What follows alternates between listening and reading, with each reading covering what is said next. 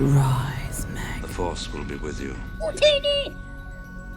Hello my dear friends and welcome back to another video. In today's news update we're going to be talking about a very interesting new rumour, the role of Cara Dune in the New Republic and more. So without any more jibber jabber, let's dive straight into it. So let's talk about this rumour. Now I will preface it by saying take all rumours with a grain of salt, and unless it's confirmed by Lucasfilm, it's just hearsay. Having said that, I've heard this one on various news outlets, including the Toys Matrix, Inside the Magic and Screen Rant. So let's take a look at the Toys Matrix version of this article. Mando and Rey will reportedly meet in a future Star Wars project. Despite what some fans would have you believe, it seems that Jon Favreau's position is that the sequel trilogy is not going anywhere. Jon Favreau may have set some alarm bells ringing when he hinted that The Mandalorian might end up tying into episodes 7, 8 and 9 somehow. But Din Djarin's adventures are set roughly a quarter of a century before The Force Awakens, so there are still plenty of gaps to fill and storylines to explore.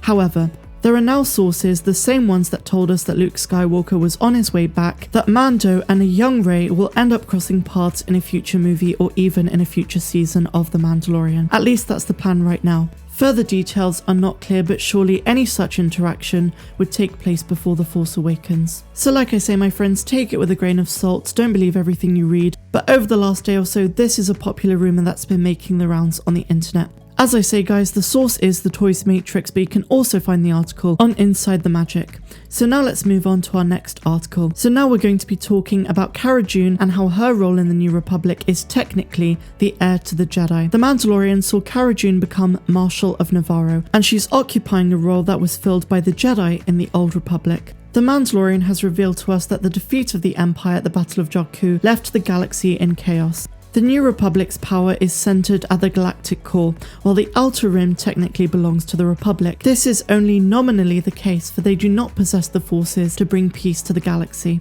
The Mandalorian second season revealed the New Republic is attempting to police the Outer Rim by hiring skilled operatives to serve as planetary marshals. Cara Dune signed up as Marshal of Navarro, and she's clearly doing a good job of cleaning the planet up. Marshals appear to be quasi-autonomous, with remarkable powers. She was even able to help Mayfeld escape prison without any fuss. On the face of it, it's quite surprising a new government would give such sweeping abilities to untested figures, but it appears that they're actually following a tried and tested model. Lucasfilm's latest initiative, Star Wars: The High Republic, has revealed the Marshal model is actually based on the Jedi themselves. These stories are set during the High Republic era, some 200 years before the events of The Phantom Menace, when the Old Republic was first expanding into the Outer Rim and hyperspace was still viewed as dangerous. The Jedi Order expanded into the Rim alongside the Republic, establishing outposts on every inhabited planet they could, and the Jedi Knights served as peacekeepers across this vast sector of space. As Scott's High Republic number 2 confirms, a Jedi who was placed in charge of an outpost was officially confirmed as a Marshal. Avar Kriss, who stars in Charles Soule's novel Light of the Jedi, was officially the Marshal of the Starlight Beacon. It makes sense for the New Republic to base their models of government on ones that worked before. There is just one problem though. At this point in time, there are precious few Jedi who could serve as Marshals. Consequently, the New Republic has been forced to adapt and appoint skilled individuals such as Cara Dune to serve as marshals for now. No doubt they hope Luke Skywalker will eventually train enough Jedi to take over in the end. For now though, it seems that Cara Dune is effectively an heir to the Jedi Order itself. Serving as a marshal, she has the same kind of influence and autonomy that the Jedi would have enjoyed in the past, which explains why she proved to be so useful to Din in Season 2.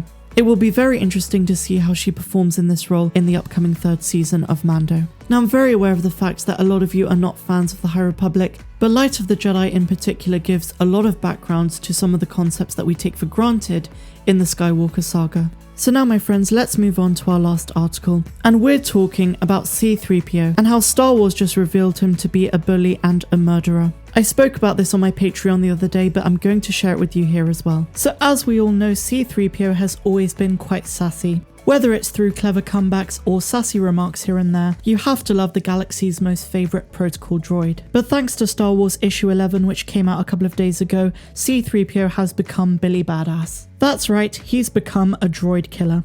But let's take a look at the full context. So in the comic, the Rebel Alliance had just stolen an ancient translator droid from the Imperial Museum, with hopes to create a new code that the Empire could not intercept, which could then be used to bring the rebels back together. As things stand, the Empire would be aware of the rebels' attempts to communicate with each other, so in order for the ancient translator droid to reach other rebels, it had to go through Lobot, Lando Calrissian's hybrid friend. This process was slowly killing Lobot, much to Lando's distress. Talkie, the ancient droid, knew that he was killing Lobot while trying to reach Starlight Squadron across the galaxy. Once Lando leaves the room, C-3PO is able to make his move on Talkie. He announces to the crew that he compiled and learned the Trawak language, which Talkie had been using as unbreakable code. Talkie is in disbelief as he finds it impossible that 3PO could learn such an ancient language from the few messages he sent out. 3PO then informs him that he is outdated and isn't surprised in the slightest that Talkie's model was discontinued and powers the droid down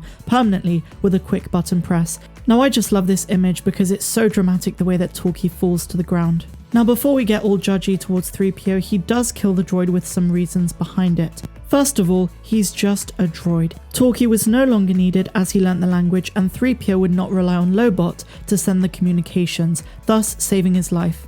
While this was one of 3PO's more savage moments that we've seen in comics or in the Skywalker saga, he never shied away from bullying and name-calling in the movies, even going as far as calling R2-D2 a blob of grease. But let's be real, we all love C-3PO and this is really comical. We knew he was sassy, but holy hell, this one takes the biscuit. So my dear friends, that is all of the news I have for you guys today. I really hope you enjoyed the video, and if you did, please be sure to give this one a big fat thumbs up, subscribe if you're new, and also please consider contributing by going over to Patreon, where for just $2 or $10 a month, you get exclusive access to content that's not found here on YouTube. I'm Star Wars Meg, wishing you all a phenomenal rest of the day, no matter where you dwell in the galaxy. Have a good one.